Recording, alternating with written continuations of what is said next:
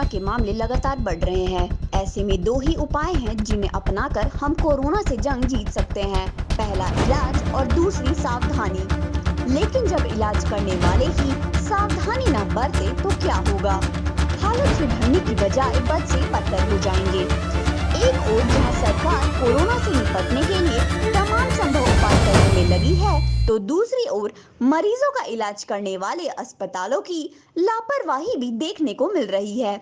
जी हाँ, हम बात कर रहे हैं राजधानी रांची के नामचीज अस्पताल रामप्यारी हॉस्पिटल की, जहां सरकारी गाइडलाइन की धज्जियां धड़ल्ले से उड़ाई जा रही हैं। इस बात का खुलासा तब हुआ जब हमारी न्यूज एम इंडिया की टीम शहर के अस्पतालों का जायजा लेते हुए रामप्यारी हॉस्पिटल पहुंची। जैसे ही टीम अस्पताल के पास पहुंची, बाहर बैठा गार्ड बिना मास्क के आराम से कुर्सी पर बैठा मिलता है। इसके अलावा गेट पर ना तो थर्मल स्क्रीनिंग की जा रही और ना ही सैनिटाइजेशन। हालांकि कैमरे पर नजर पड़ते ही गार्ड सतर्क हो जाता है। जब बाहर की स्थिति ऐसी है तो अंदर का दृश्य क्या होगा, इसकी कल्पना आप कर सकते हैं। जैसे ही न्यूज एम इंडिया की टीम ने अंदर प्रवेश किया तो विचलित करने वाले हालात सामने आते हैं। अपनी बारी का इंतजार करने वाले मरीज कुर्सी पर तो बैठे होते हैं, लेकिन अस्पताल प्रबंधन ने कुर्सियों के बीच दूरी का ख्याल नहीं रखा। ऐसे में यहाँ बैठे अगर कोई एक व्यक्ति भी संक्रमित हो जाता है तो वहाँ बैठे कई लोगों को उससे संक्रमण का खतरा बढ़ जाता है। इसके साथ ही अस्पताल के कर्मचारी बिना मास्क के इधर उधर घूमते नजर आते हैं। इतनी बड़ी लापरवाही, वो भी हॉस्पिटल के अंदर। इस बाबत जब हमारे संवाददाता ने वहां के एक अधिकारी से बात की तो उन्होंने क्या सफाई दी, आप खुद ही सुनिए। अपडेट किया जाता है जनता को कि कोरोना गाइडलाइन का फॉलो अप करें, परंतु अभी जब आपके अस्पताल में जब इंटर किया गया तो जो गाइडलाइन जो बताया गया है वो गाइडलाइन कहीं थोड़ा धीमा देखने को मिला है। क्या यह आप मानते हैं या फिर कुछ कमी मैनेजमेंट में? नहीं, मैनेजमेंट नहीं, लोगों के व्यवहार में कमी आ गई है। आप देखिए, जब हिंदुस्तान में कोरोना नहीं था, सिर्फ शुरुआत हुई थी कि 10, 20, 50, 100 केस आए थे मार्च, अप्रैल, मई, तब सब लोग बिना मास्क के, बिना सैनिटाइज़र के घर से नहीं निकलते थे। बिना ज़रूरी काम के तो निकलते ही नहीं थे, एकदम सुनसान पड़े रहते थे।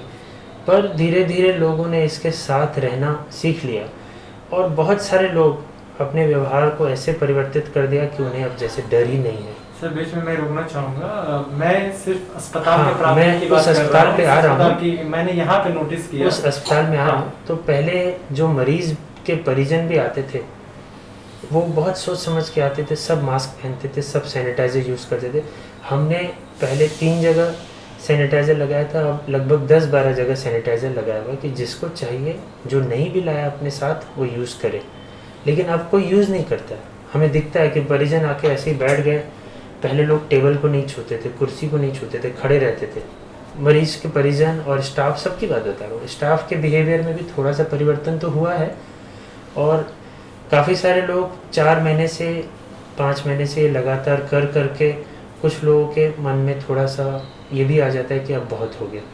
हालांकि हम सबको फिर भी बोलते रहते हैं कि कृपया सावधानी बरतते रहिए, जब तक कि कोई पक्का इलाज ना आए या वैक्सीन ना आए, ढिलाई मत करिए।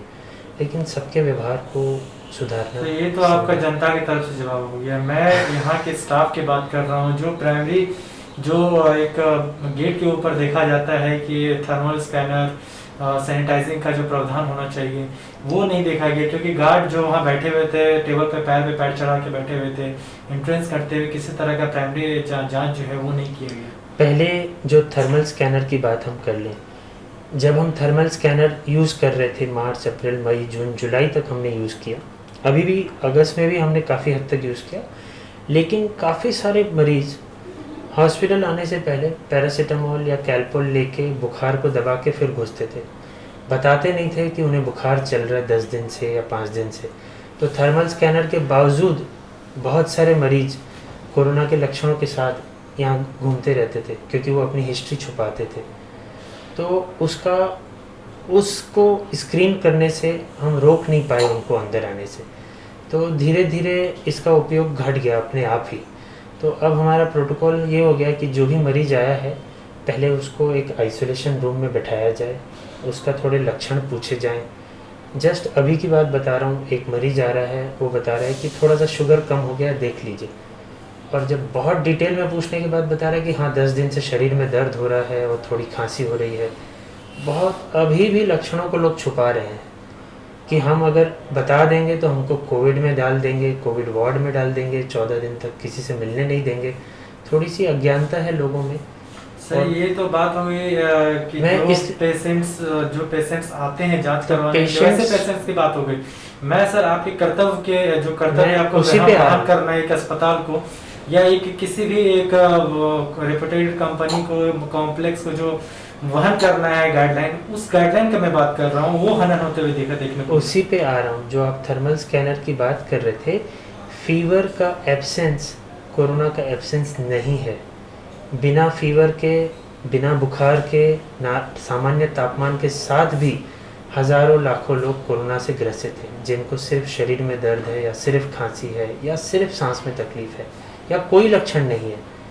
तो थर्मल स्कैनर जब हम यूज़ करते थे तब भी किसी तरह बहुत सारे लोग उससे बच के आ जाते थे कोरोना से ग्रसित नॉर्मल वार्ड में, यानी नॉर्मल ओपीडी कॉम्प्लेक्स में।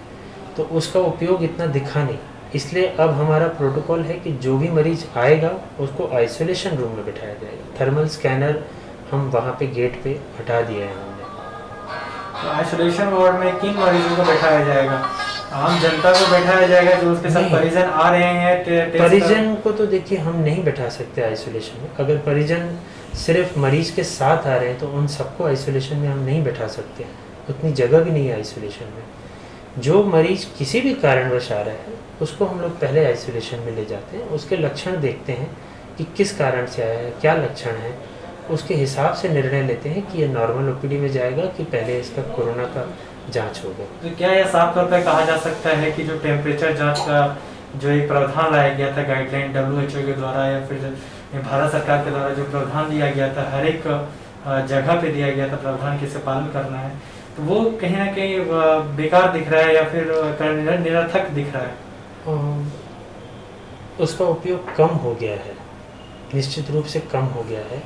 कुछ तो लोगों में डर भी कम हो गया है, कुछ लोग छुपा के आते हैं इसलिए पता नहीं चल पाता है, इसलिए उसका उपयोग कम हुआ है। सर उस गाइडलाइन का पालन करना चाहिए या नहीं करना चाहिए? निश्चित रूप से करना चाहिए। तो सर मेरा एग्जैक्टली सवाल स्टार्टिंग में ही था कि जो पालन करते हुए नहीं दिख रहे हैं, वो तो बात हो गई। जो आपकी बात जो आपने रखा वो तो एक अलग बात होगी जो आपका मैनेजमेंट सिस्टम करता है कि इस तरह की जो है घटनाएं देखने को मिलती है जिसकी वजह से वो मेरा जो गाइडलाइन है पालन कर रहा हूँ वो वेस्ट हो जाता है।